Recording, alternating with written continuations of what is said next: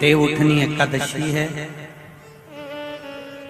संपूर्ण भारत की भूमि पर, संपूर्ण विश्व में आज भगवान कृष्ण, शालिग्राम जी भगवान और तुलसा मैया का मंगल विवाह हो रहा है। संपूर्ण विश्व में, पूरी भारत की भूमि पर पूरे सनातनी भाई बहन आज शालिग्राम जी के साथ में, लड्डू गोपाल जी के साथ में, भगवान नारायण के साथ में तुलसी जी का मंगल विवाह करेंगे।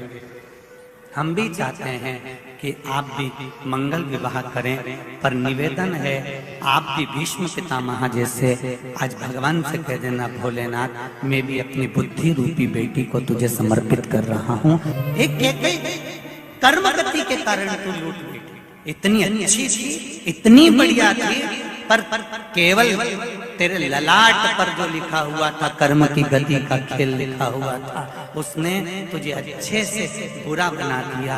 मेरा निवेदन भीकन गांव की इस पावन धरा से, घर घर में चल रही शिव महापुराण से, आस्था चैनल फेसबुक पे सुन रहे सारी बहू बेटियां और माताओं से कि न सास बुरी होती है न बहू बुरी होती है।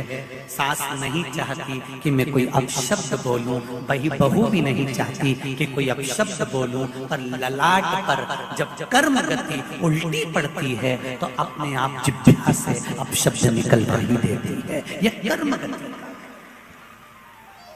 अब ऐसे समय पर क्या करोगे आप?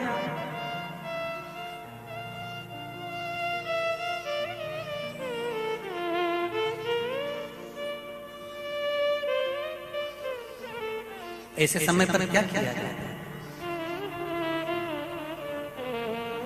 कार्तिक महीने में 2 वस्त्र की महत्वता होती है। ध्यान लगाना जरा, जितनी भी माताएं बैठी हैं, चाहे वो सासू माँ हो चाहे बहुएं हो, बेटियां भी कभी ना कभी बहू बनेंगी और आप भी कभी ना कभी सास बनेंगे, स्मरण में। कार्तिक महीने में 2 वस्त्र का विधान है, एक पीले कलर का वस्त्र और एक लाल कलर का वस्त्र।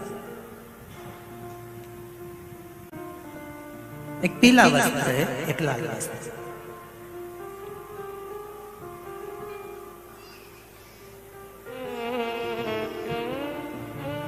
आज देवउठनी एकादशी है। ऐसी कोई माता नहीं होगी जो अपने घर में तुलसी जी का पूजन नहीं करे।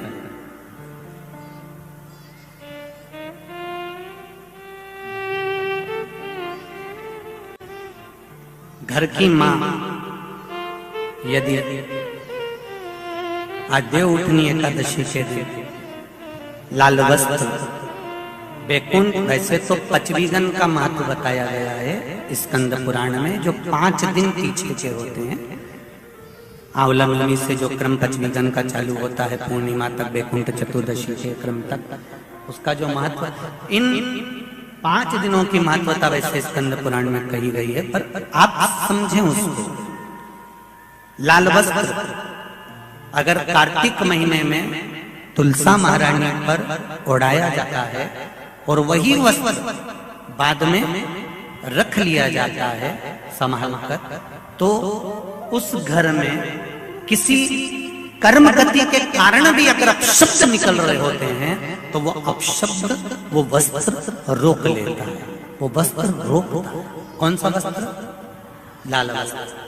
पीला वस्त्र इन 5 दिन में अगर तुलसा महारानी को चढ़ाया जाता है और उसको रखा जाता है, तो जिस नारी के गर्भ से संतान नहीं भी हो रही होती है, उसके कक्ष में अगर वो वस्त्र कुछ दिन तक रखा रहता है तो ये निश्चित आती है कि गर्भ ठहरता जरूर है। ये पीले वस्त्र की और लाल वस्त्र की महत्वता कार्तिक महीने में। अब कई माताएं कहती हैं कि हमारे पास में लाल वस्त्र नहीं है, हमारे पास में इतना नहीं है, तो लाल कलर का लच्छा भी तो आता है, नाड़ा। बोलो आता है कि नहीं आता? लाल तुम्हारे घर में सिलाई करने का लाल कलर का धागा तो होगा, होगा ना कि नहीं होगा? लाल कलर का लच्छा तो होगा, नहीं होगा सफेद कलर का धागा तो होगा, उसको कंकु में लाल कर। पर उस वस्त्र की महत्वता को हम समझें। जैसे बांस की पिटारी में, ये तो तुम लोगों की परिभाषा है। आजकल की माताएं तो सुहाग का सामान प्लास्टिक की टोकरी में रख कर देती है, पर हमारे यहाँ नहीं लिखा कि प्लास्टिक की डलिया में सुहाग की सामग्री दो। हमारे यहाँ कहा कि जो वंश बढ़ावे, जो वंशकार होते हैं ना, बांस बनाने वाले होते हैं, वंशकार होते हैं, इनको तो तुम्हें रोज धन्यवाद देना चाहिए। जो बांस का टोकरी बनाते हैं, सुपड़ा बनाते हैं, बांस का सामान बनाते हैं। आज भी विवाह में हमारे यहाँ मंडप भी बांस का होता है, सुपड़ा भी बांस का, डलिया भी बांस की। सबसे पहले खलमट्टी अगर आती है, शादी के ब्याह में सबसे पहले मिट्टी आती है तो बांस की टोकरी में आती है। एक नियम है। क्यों? क्योंकि जिसकी शादी में मट्टी, इधर लाते मट्टी, जिसकी शादी में मट्टी बांस की डलिया में आती है, उसको संतान के लिए डॉक्टर को दिखाने की जरूरत नहीं पड़ती। जिसकी शादी की शुरुआत प्लास्टिक की डलिया से होती है, फिर उसको टेस्ट भी करवाना ही पड़ता है।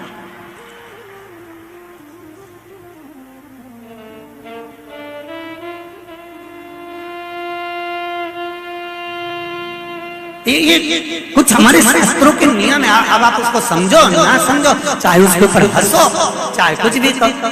आप चाहो तो थोड़े दिन बाद कह देना, बताओ शिवर वाला महाराज तो पगले जैसी बात करता है, तो उसमें कोई दिक्कत वाली बात नहीं है।